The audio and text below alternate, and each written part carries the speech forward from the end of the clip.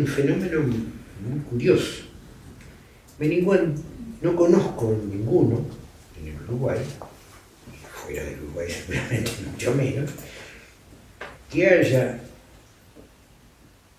sacado cosas de Torres, que te lo hace notar en alguna cosa, pero que es muy de él también. Pero él aprendió mucho de Torres y lo usa, lo señala, lo marca. Y de una manera que a su vez es de él. Había en aquel momento estaban pasando una película con un actor norteamericano, Mel Ferrer, y el protagonista era muy parecido a Guillermo, sobre todo a nivel de la mirada. Guillermo tenía ojos grises, que a veces estaban un poco verdosos, a veces no sé. Y usaba unas botitas que eran como de gente que trabajaba, por ejemplo, que tenía un trabajo duro, ¿no? Como un fundidor o algo así. Digo, eran unas botitas que usaban los tipos del taller Torres García. Que yo no sé de dónde las sacaba. Bueno, pero era una cosa característica, una manera de caminar también. Yo agarré a Torres, ya enfermito, que iba a corregir, a mirar, le llevé dibujitos, y me mandó a trabajar con Alpuy, que era el que daba las clases de introducción. Y se turnaban, había semanas que iba Alpuy, después iba Fonseca, iba Ribeiro. Recuerdo ese momento, yo veía la espalda encorvada de la gente, eran bastante alumnos, estaban todas las sillas cubiertas, digamos, habría como 15, que ahí ya era una multitud para el espacio, ¿no? Con las espaldas dobladas, que todos quedamos así, medios encorvados después. Entonces estaba el taller Torres García, que tenía algo canónico, contra una cantidad de tendencias dispersas, como el informalismo, en fin, tendencias, gente que trabajaba individualmente, y que hacían como otro grupo, o la homogeneidad dentro de lo heterogéneo, y el taller, no, que tenía el centro de obispos ahí, canónico, porque bueno, se trabajaba con el canon del viejo y tenía el mérito de tener una estructura, una estética y hasta una ideología. Todos los artes de gran esquema tienen que ver con una visión global, es decir, las culturas agrarias tienen el sol arriba y después tienen todo un ordenamiento que las artes monumentales o la cerámica, los tejidos, todos reflejan ese orden. Torres eso era de sus amores, que sí, que él lo que más estimaba y admiraba eran los artes sagrados, porque decía, es donde el que hace la cosa no solamente inventa, sino además interpreta la única creencia que junta a todos. Se lo mostré a mi madre, ¿no? Un día me dijo, a ver, ¿qué estás haciendo vos en el taller, Torres y todo eso? Puntitos. Y le mostré los puntitos y me dijo, che, Tito, porque a mí en el barrio me decían Tito. Che, Tito, decime una cosa, esos bohemios del taller Torres García, ¿no te estarán afanando la plata?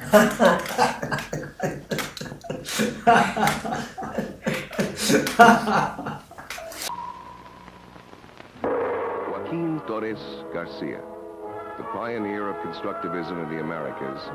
En sus clases, Guillermo Fernández reiteraba lo que había aprendido de Torres, de algunas conferencias que escuchó antes de la entrevista que tuvo con Torres García, y en el mismo taller, la idea de estructura,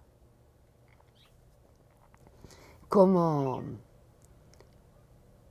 un descubrimiento del artista con un sistema organizador que cualquiera que no sea artista capta, haya aprendido o no el cómo hacerlo, pero capta si eso realmente se logró, como un mecanismo que atraviesa la historia del arte.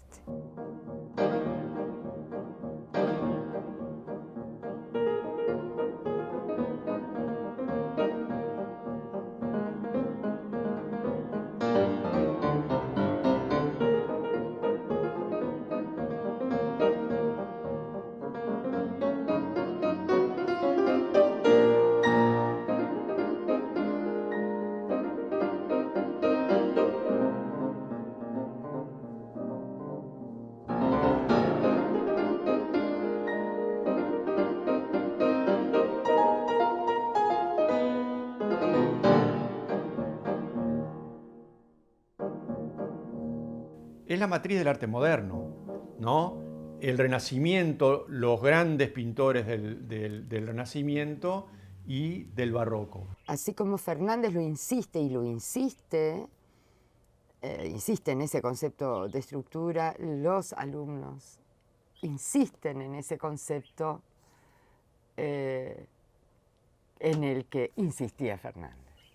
Así que el verlo funcionar no era repetir una frase hecha, era constatarlo.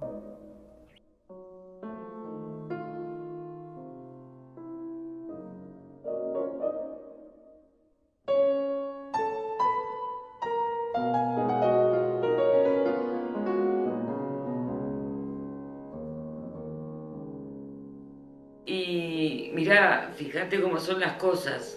Yo sé que es relativo desde el punto de vista científico, pero se agarró una hepatitis importante, Guillermo, cuando fue el cierre del taller. Importante. Sí, o sea, mucha inquietud, como se trataba en aquella época. Y ahí también empezó a buscar. A ver qué pasaba si salís de la ortogonalidad.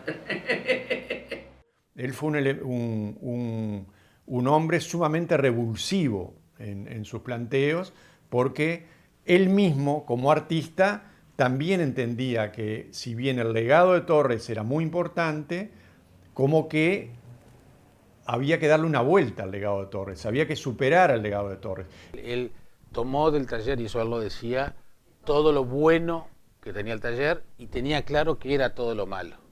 A él le ayudó mucho, por eso, el estudio del arte manierista y barroco, y la academia, ¿no? Que tenían otra manera de ver las cosas. Entonces, pero ahí ya, yo diría, lo importante es que él como docente te apoya en la búsqueda de otro camino. A mí lo que me pasó fue que en el proceso de esos ejercicios que empecé a descubrir de los temas que tienen que ver en sí mismos con lo que es el lenguaje visual. Y empecé a apoderarme de eso como herramientas, o sea, cómo nos daba continuamente cosas, nos enseñaba estructuras a partir de las cuales nosotros podíamos hacer lo que quisiéramos, ¿no?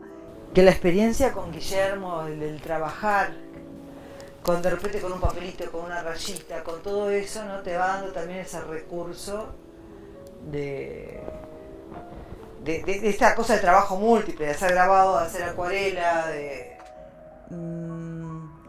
Muchos pintaban, otros se volcaban más hacia el dibujo, y en mi caso lo que más me atraía siempre, lo que más me atrajo es la escultura. Estas dos esculturitas fueron las primeras de todo lo que hice en madera, en el taller de Guillermo.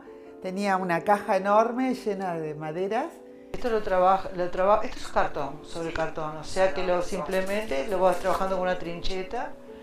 Después tiene algo de carburum de distintas grosores, y después digamos que lo impermeabilizás con goma laca. Se entinta y se imprime.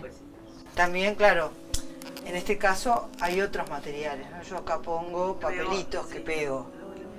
Hago como, es una técnica combinada. Esto de pegar se llama chincolé. Bueno, muchas de mis joyas inicialmente partía de la estructura de algunos de los ejercicios que hacíamos en el taller.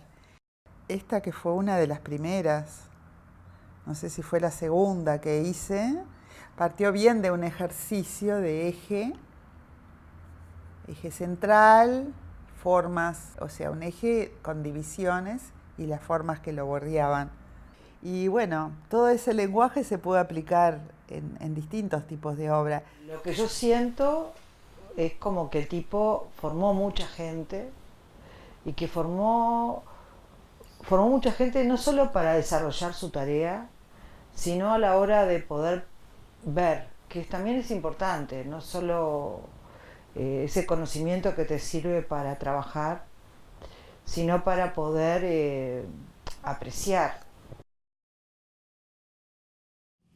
Pero en el momento que Mato hace la colección y que Torres habla del arte solar, de la cultura cósmica, de la unidad, esa unidad que no era solamente que el cuadro me quede coherente, no. Había que buscar un signo capaz de formar la base de una cultura unificada. Esa parte del asunto no marchó. No marchó porque la gente, por más que se respetara y se reverenciara esa idea, todo el mundo quería pintar. Es decir,